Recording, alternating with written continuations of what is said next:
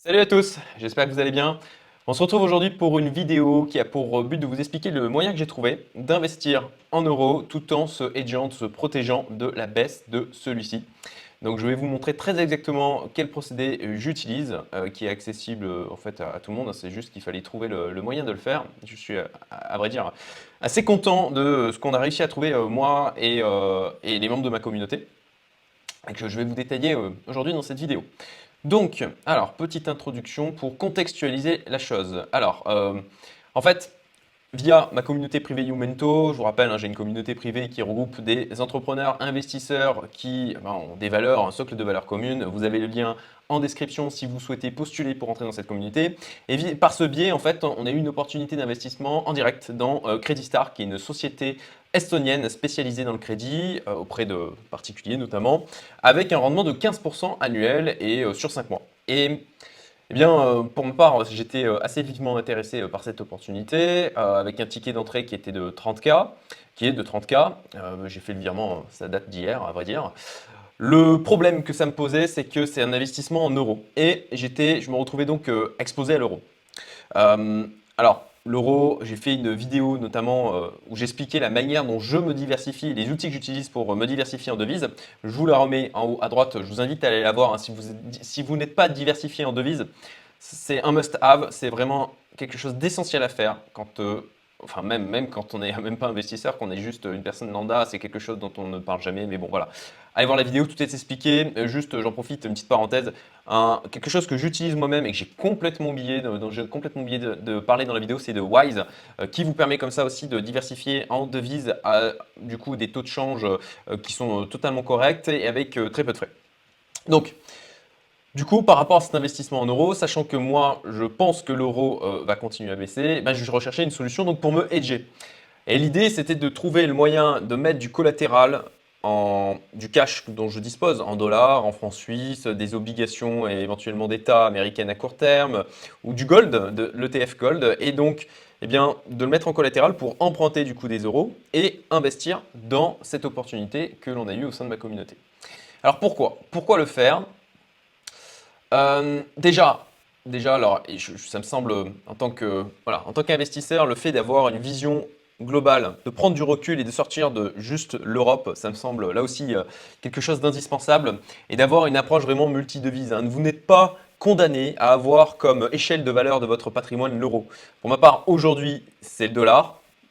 Et je suis prêt à changer ça au fur et à mesure du temps en fonction de l'évolution macroéconomique.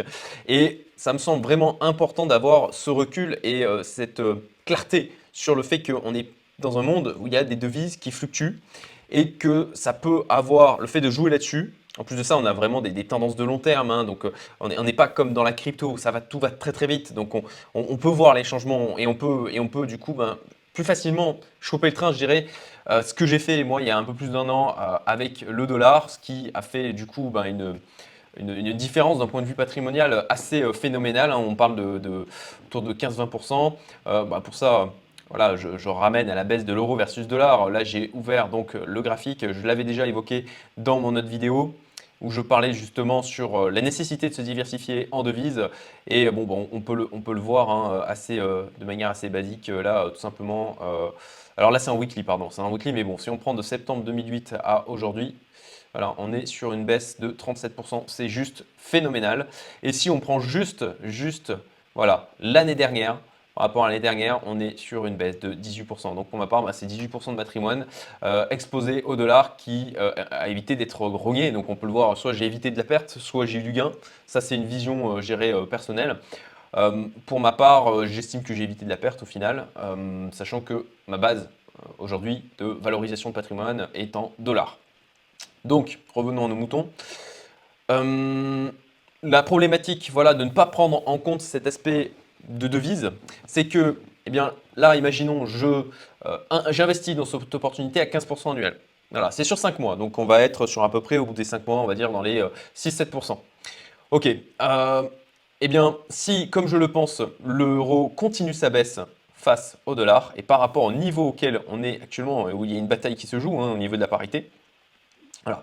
Ça nous amène, alors voilà, au mieux au 0,96, donc ça fait quand même une baisse de moins 4%. Et puis bon, bah, si on va chercher beaucoup plus bas, on peut voilà, aller jusqu'à moins 17%. Ce qui fait qu'en fait, moi, par rapport à mon investissement où je me suis pris mes 6%, et je pense qu'on peut avoir ce genre de baisse hein, dans les 5-6 mois qui viennent, hein, euh, eh bien moi, avec mes 6% de rendement, en fait, c'est complètement neutralisé. Je n'ai pas de retour d'investissement avec ma prise de risque, hein, puisque c'est un investissement, il y a du rendement, il y a du risque, c'est certain. Si ça vous intéresse que je détaille l'opportunité d'investissement et l'analyse que j'ai pu faire, voilà, je vous invite à le mettre en commentaire, hein. Il faudra que je vérifie d'un point de vue juridique hein, ce que j'ai la possibilité de faire, mais si je peux, je le ferai.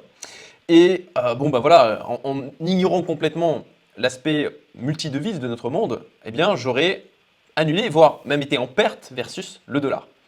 Donc, donc voilà, moi je ne vois pas pourquoi aujourd'hui ça s'arrêterait, la baisse de l'euro versus dollar, simplement parce que on a la BCE qui est bloquée, en tout cas je ne vois pas beaucoup de marge de manœuvre et manifestement vu leur manque d'action, on va dire, eux le voient bien aussi, donc là on a les taux de la BCE qui restent à zéro, voilà, je crois qu'ils étaient en négatif, ils sont passés à zéro, excusez-moi si j'ai des bêtises, mais il me semble que c'est à zéro actuellement. Le risque, on a le risque italien, alors voilà, si vous regardez le 10 ans d'obligations italiennes, bon, ben, vous regardez la hausse euh, phénoménale que l'on a eue, on a un vrai risque au niveau de l'Italie, et donc du côté de la BCE, elle se retrouve un peu bloquée aussi par rapport à ça, parce que si elle monte les taux, ça va vraiment poser un problème au gouvernement italien. En plus de ça, bon, ben, on a une situation de guerre qui fait que eh bien, c'est pas le moment c'est le moment en fait de faire marcher la planche à billets. Et ça, c'est ce qu'on voit avec l'interventionnisme des États, hein, notamment en France. Voilà, on a eu dernièrement le président Macron qui a dit à quel point l'intervenir allait être difficile, que c'était la fin du temps de l'abondance, etc. Et bon, ben, des prix au niveau du gaz, au niveau de l'électricité, au niveau de l'essence qui sont bloqués. Et ça, ben, en fait, les gens ont l'impression que ah, ben, c'est génial, le gouvernement nous protège. Sauf que ça, au final, ça a un coût, en fait. C'est l'argent. L'argent, il sort de quelque part et ça sort de la dette, tout simplement. Voilà, on a un État qui s'endette encore plus, donc des aides à gogo, des prix bloqués et donc faussés. Et puis, bon, bah voilà, ce côté, vous inquiétez pas, on vous protège, et on achète la paix sociale aussi comme ça. Eh bien, ça a un coût en termes d'endettement de l'État. Alors oui, on peut dire, c'est d'ailleurs la rhétorique hein, qui peut être servie quand on dit attention, le niveau d'endettement de l'État est trop important, c'est que sur le principe, un État est immortel, en quelque sorte. Il n'a pas de durée de vie définie. C'est pour ça que nous, en tant qu'individus, on ne peut pas avoir un endettement qui peut se faire comme avec un État, parce que, et encore que, il y a des choses à faire quand on a de l'argent. Mais bon, passons, quand, voilà, en tant qu'individu lambda, je dirais, on a une durée de vie limitée, ce qui fait aussi que notre endettement va se retrouver limité, parce qu'on n'a pas une capacité de remboursement illimitée. Donc voilà, comme je disais, un potentiel de baisse encore présent. Voilà.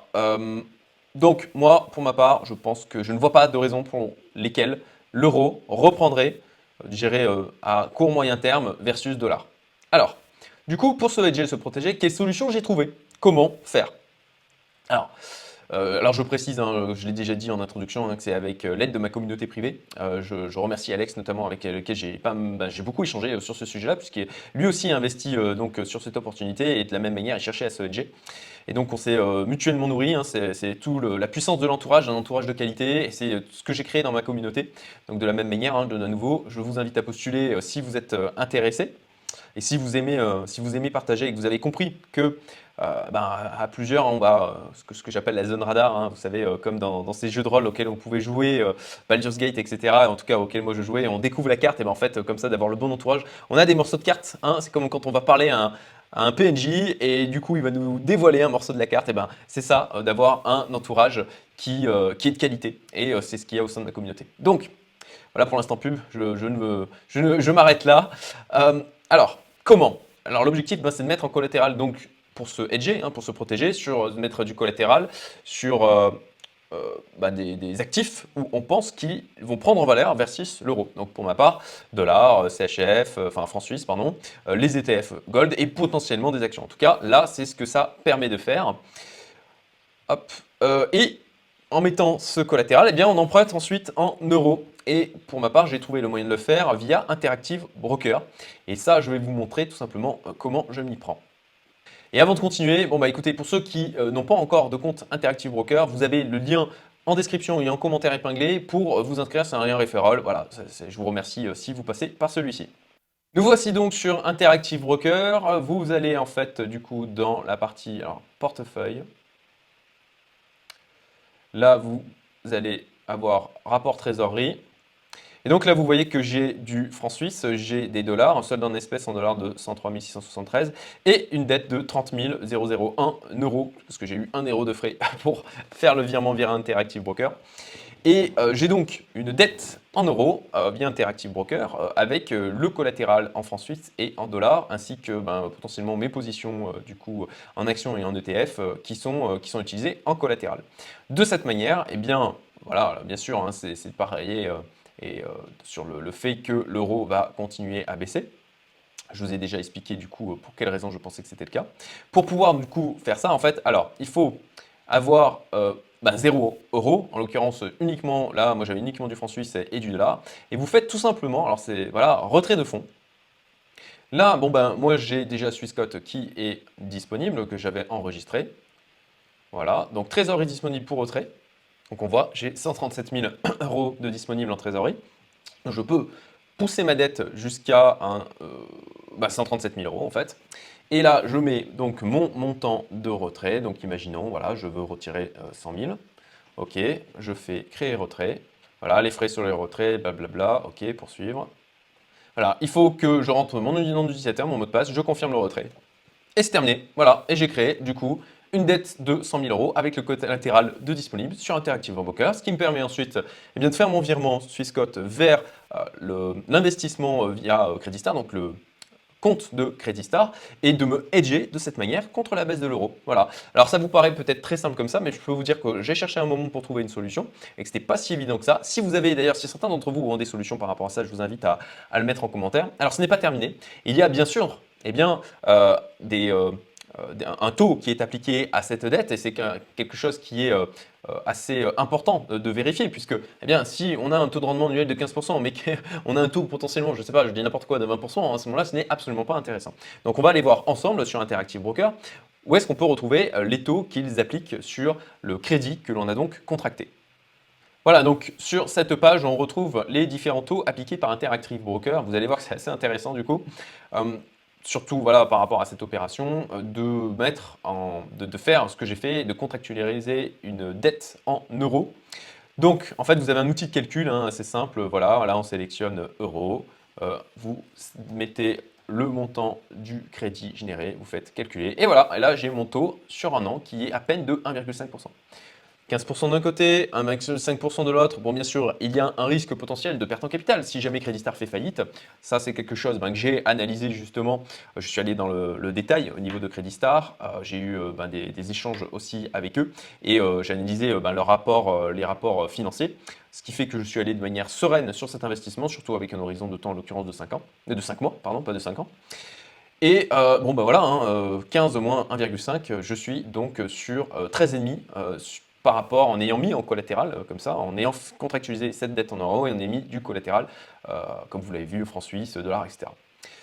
Voilà les amis, j'espère que vous avez trouvé ça utile, j'espère que ça pourra servir à certains d'entre vous. Encore une fois, si vous avez, vous, d'autres techniques que vous utilisez, que vous avez trouvé d'autres outils pour pouvoir faire ça, je vous invite à le mettre en commentaire. Ça servira à la fois pour moi et puis pour les autres personnes qui vont consulter cette vidéo. Et puis, comme d'habitude, je vous remercie de liker, de partager et puis de vous abonner si vous appréciez le contenu que je produis. Je vous dis à très bientôt. Salut!